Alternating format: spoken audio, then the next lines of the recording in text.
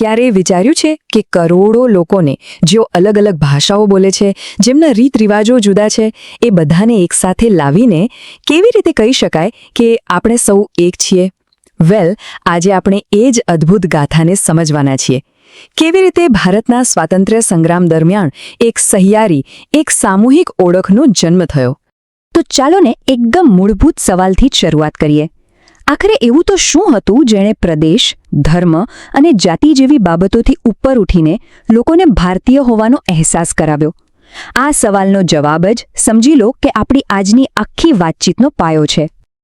આપણી આ વાર્તાની શરૂઆત એક એવી જગ્યાએથી થાય છે જેની કોઈએ કલ્પના પણ નહીં કરી હોય. ભારતથી હજારો કિલોમીટર દૂર લડાઈ રહેલા પ્રથમ વિશ્વયુદ્ધથી.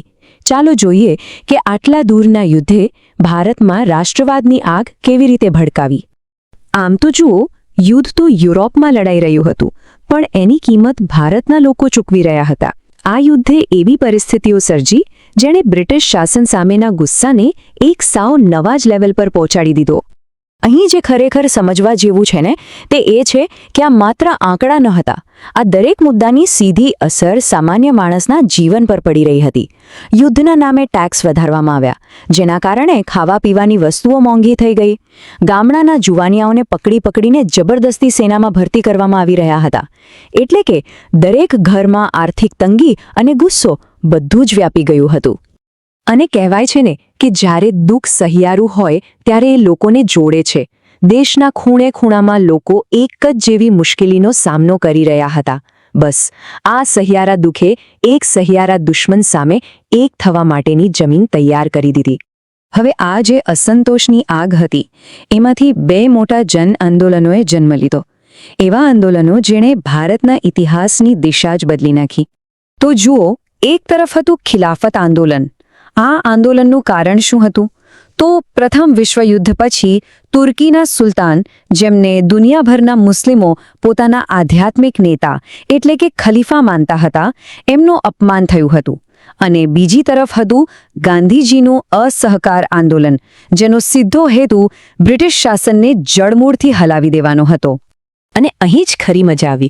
આ બંને આંદોલનો, જેમના કારણો આમ જુઓ તો સાવ અલગ હતા, તેમણે એક સમાન દુશ્મન એટલે કે બ્રિટિશ શાસન સામે એક થવાની જરૂરિયાતને ઓળખી. અને આ જ એક એવો માસ્ટર સ્ટ્રોક હતો જેણે આખા આંદોલનને એક અભૂતપૂર્વ તાકાત આપી દીધી. આ બંને અલગ અલગ પ્રવાહોને ભેગા કરીને એક મહાનદી બનાવનાર વ્યક્તિત્વ એટલે આપણા મહાત્મા ગાંધી.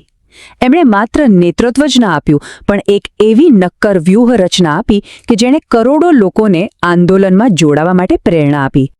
ગાંધીજીનું સૌથી મોટું શસ્ત્ર હતું સત્યાગ્રહ. આ કોઈ સામાન્ય વિરોધ નહોતું હો, એ તો એક આખી ફિલોસોફી હતી. એનો મૂળ વિચાર એ હતો કે જો તમારો હેતુ સાચો હોય અને તમે અન્યાય સામે લડી રહ્યા હો, તો તમારે કોઈ શારીરિક બળની જરૂર જ નથી. સત્યની તાકાત પોતે જ તમારો સૌથી મોટો સહારો છે. ગાંધીજીનો આ વિચાર કેટલો સરળ છતાં કેટલો ક્રાંતિકારી હતો નહીં? એમણે લોકોને સમજાવ્યું કે અંગ્રેજોની અસલી તાકાત એમની બંદૂકોમાં નથી, પણ આપણા સહકારમાં છે. વકીલો, વિદ્યાર્થીઓ, સરકારી નોકરીયાતો, જો આ બધા જ એમનો સાથ આપવાનું બંધ કરી દે તો આખું તંત્ર જાતે જ પડી ભાંગશે. સિમ્પલ. અને આ કોઈ અંધાધૂંધ યોજના નથી. એ એકદમ સુનિયોજિત સ્ટેપ બાય સ્ટેપ રણનીતિ હતી. પહેલા સરકારના આપેલા સન્માનો પાછા આપો, પછી સરકારી સંસ્થાઓનો બહિષ્કાર કરો, અને આમ ધીમે ધીમે દબાણ વધારતા જાઓ. આ એક એવું પ્લાનિંગ હતું જેણે આખા દેશને એક સાથે એક દિશામાં પગલાં લેવા માટે તૈયાર કર્યો. તો અત્યાર સુધી આપણે રાજનીતિ અને રણનીતિની વાત કરી, પણ આ બધાની લોકો પર શું અસર થઈ રહી હતી? કેવી રીતે આ આંદોલનોએ લોકોની પોતાની ઓળખ વિશેની વિચારસરણીને જ બદલી નાખી? ચાલો એ સમજીએ. આ આંદોલનોની સૌથી મોટી સફળતા એ હતી કે તેણે સમાજના દરેક વર્ગને સ્પર્શ કર્યો. શહેરોમાં રહેલો ભણેલો ગણેલો મધ્યમ વર્ગ હોય કે પછી ગામડાનો કોઈ ખેડૂત, હિન્દુ હોય કે મુસલમાન, દરેકને એવું લાગ્યું કે આ લડાઈ તેમની પોતાની છે. ભલે એમના અંગત કારણો જુદા હોય, પણ ધ્યેય તો એક જ હતું: આઝાદી. અને જુઓ, આ સ્લાઇડ એ બદલાવને કેટલી સરસ રીતે બતાવે છે. જે બાબતો સદીઓથી લોકોને વિભાજિત કરતી હતી, જેમ કે ભાષા, ધર્મ અને જાતિ, એ બધી જ બાબતો એક ઓપશમ દુશ્મન અને આઝાદીના એક ઓપશમ સપના સામે નાની લાગવા માંડી. એક નવી જ ઓળખ ઘડાઈ રહી હતી. ઇતિહાસકારો આને જ સામૂહિક જોડાણની ભાવના કહે છે. આ એવી ફિલિંગ છે જે મોટા મોટા ભાષણોથી નથી આવતી, પણ સાથે મળીને લાઠીઓ ખાવાથી, સાથે જેલમાં જવાથી અને સાથે સંઘર્ષ કરવાથી પેદા થાય છે. એ અહેસાસ કે હું નહીં પણ આપણે આ લડાઈ લડી રહ્યા છીએ. તો પછી આ બધાનો અંતિમ વારસો શું રહ્યો? આ આંદોલનોએ ભારત પર એવી તો કેવી કાયમી છાપ છોડી? એક વાત યાદ રાખવી ખૂબ જ જરૂરી છે કે આનો સૌથી મોટો પ્રભાવ મનોવૈજ્ઞાનિક હતો. ભારતના લોકોએ પહેલીવાર એવું અનુભવ્યું કે તેઓ સાથે મળીને દુનિયાની સૌથી મોટી તાકાતને પણ પડકારી શકે છે. આ અનુભવે એમનામાં આત્મવિશ્વાસ અને એકતાની એવી ભાવના ભરી દીધી જે પહેલાં ક્યારેય નહોતી. તો આ આખી ચર્ચાનો સારાંશ કાઢીએ તો પ્રથમ વિશ્વયુદ્ધે મેદાન તૈયાર કર્યું. ગાંધીજીએ એક ક્રાંતિકારી રસ્તો બતાવ્યો.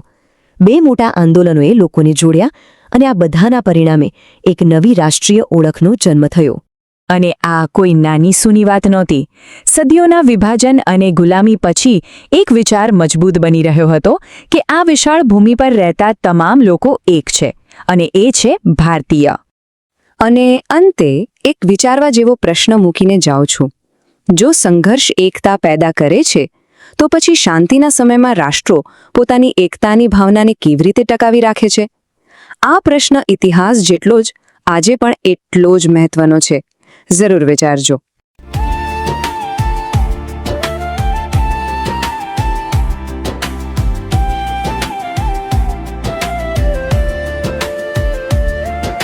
आज के समय में सिर्फ रिज्यूमे बनाना काफी नहीं है. जरूरी है कि लोग आपको समझें, आपकी स्किल्स को जानें और आपकी कहानी सुने. आज सोशल मीडिया पर जो दिखता है वही बिकता है.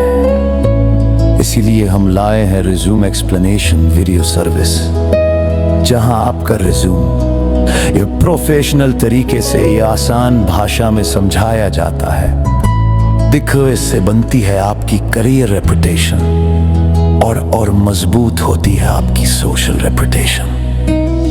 जब आप अपना रिज्यूम वीडियो सोशल मीडिया पर शेयर करते हैं तो लोग आपको सिर्फ नाम से नहीं, आपकी काबिलियत से पहचानते हैं.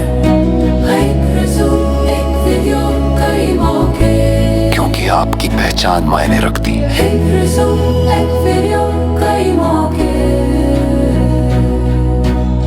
क्योंकि आपकी पहचान मायने रखती है.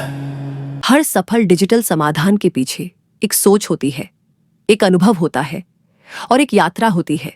यह यात्रा है रविकांत की.